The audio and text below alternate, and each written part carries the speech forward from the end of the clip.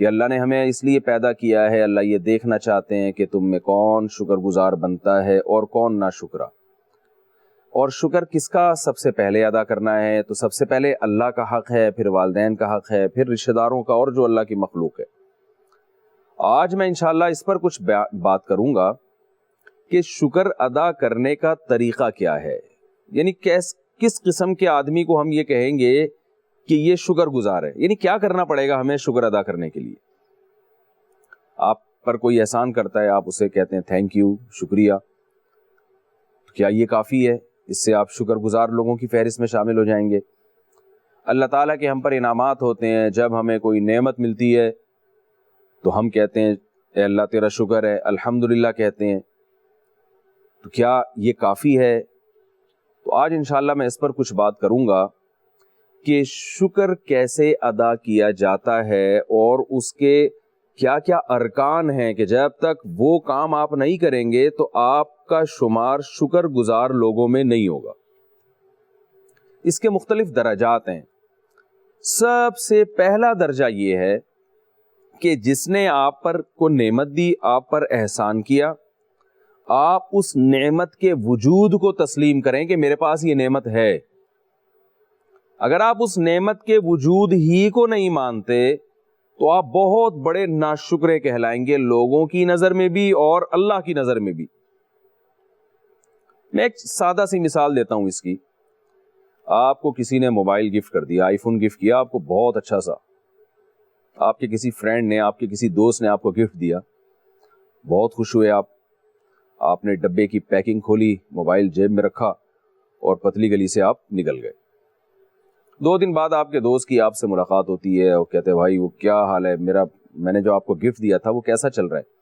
آپ کہتے ہیں بھائی کون سا گفٹ؟ وہ کہہ رہا ہے یار میں نے آپ کو اتنی ایک مہنگی چیز آپ کو میں نے گفٹ کر دی, اور آپ کہہ رہے ہیں بھائی کون سے گفٹ کی بات کر رہے ہو, مجھے تو آپ نے کچھ بھی نہیں دیا.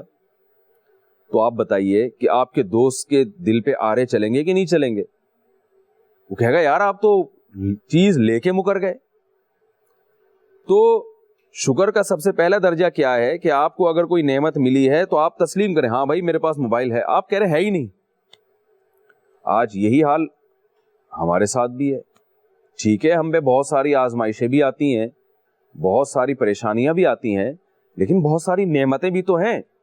ان نعمتوں کا بھی تو اقرار کیا جائے جو اللہ نے ہمیں دی ہیں, جو ہمارے والدین نے ہمیں دی ہیں, جو ہمارے بڑوں نے ہمیں دی ہیں.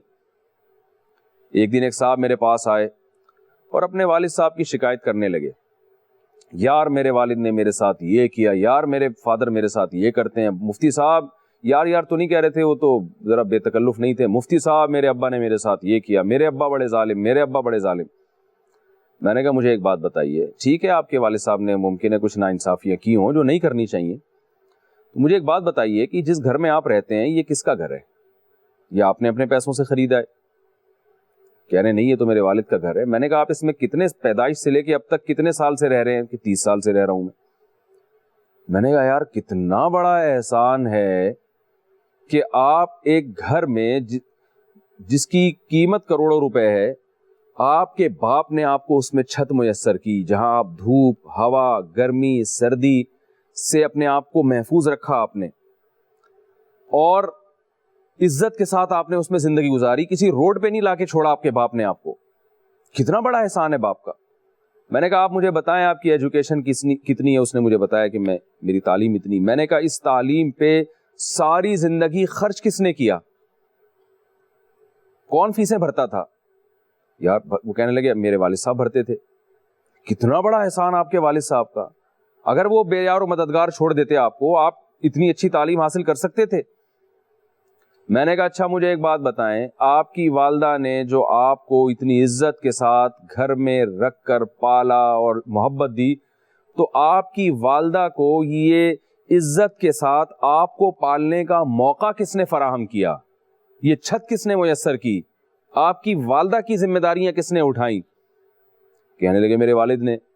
میں نے کہا آپ کے والد, آپ کو جو ماں کی نعمت ملی جس کا کوئی متبادل نہیں ہے, تو یہ ماں کی نعمت سے آپ نے بھرپور جو فائدہ اٹھایا وہ بھی آپ کے باپ نے آپ کی ماں کو چھت میسر کی اور اسے سہارا دیا, جس کی وجہ سے آپ کی ماں نے اتنی عزت کے ساتھ آپ کو پالا.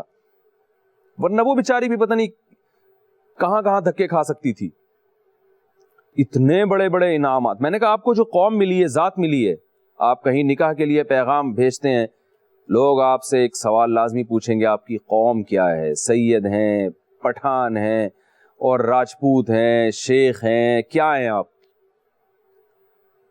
تو آپ جواب دیں گے تو لوگوں کو پتا چلے گا ہاں بھائی کوئی خاندان ہے. آپ اگر کہیں مجھے میری کوئی قوم ہی نہیں ہے, پتہ نہیں بھائی عیدی سینٹر سے تو نہیں اٹھایا گیا, کوئی رشتہ دے گا, کوئی عزت دار بیٹی آپ کے گھر میں آئے گی؟ کہنے لگے نہیں. تو میں نے کہا یہ قوم آپ کو کہاں سے ملی؟ یہ باپ سے ملی ہے آپ کو. کتنے بڑے میں نے کہا یہ جو آپ مسلمان ہیں, اسلام کی نعمت آپ کو ملی, کلمہ آپ کو ملا, یہ کہاں سے ملا؟ یہ بھی والدین سے ملا ہے آپ کو. تو ہمارے اندر ایک بہت بڑی ناشکری یہ ہے کہ ہم نعمت کے وجود ہی کا انکار کر دیتے ہیں. کچھ ٹھیک ہے, کچھ غلط بھی ہو گیا والد کی طرف سے, مزاج کے سخت ہیں, تھوڑا ذرا ہائپر ہو جاتے ہیں جب ان کو غصہ آتا ہے, تھوڑا زیادہ کچھ اونچا بولنا شروع کر دیتے ہیں, کچھ ناجائز مطالبات شروع کر دیتے ہیں, کچھ کام کا بوجھ آپ کے اوپر زیادہ ڈال دیتے ہیں. وہ غلط ہے, میں غلط کو صحیح نہیں کہہ رہا, لیکن اس غلط کی وجہ سے جو اتنا سارا صحیح ہے اور اتنی بڑی بڑی نعمتیں وہ بھی غلط ہو گئی. یہ کہاں کا انصاف ہے بھائی؟ پرنور سحر اور ذکر خدا, نبیوں کی مدح سرائی. پیغام سنا عباد صبا, پرکیف ساتھ آئی. پوشیدہ ہے ایمان کی راہ اللہ کی کتاب مقدس میں.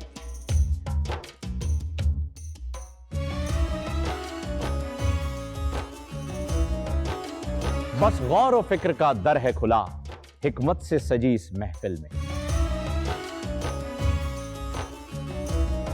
ہے لب پہ دعا زدنی علما, روشن ہی رہے یہ سارا جہاں. رمجھم رمجھم رحمت کی گھٹا, ہر ایک نے ہدایت پائی. نعمت اور برکت سے سجا افطار و سحر کا دسترخوان.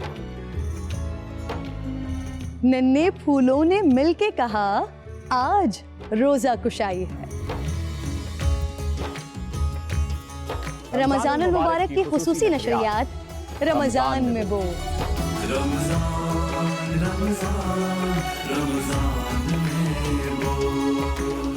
رمضان المبارک کی خصوصی نشریات رمضان میں بول, فہیم خان اور کرن ناز کے ساتھ روزانہ صبح 3 بجے سحر ٹرانسمیشن اور شام 5:30 بجے افطار ٹرانسمیشن, صرف بول انٹرٹینمنٹ پر.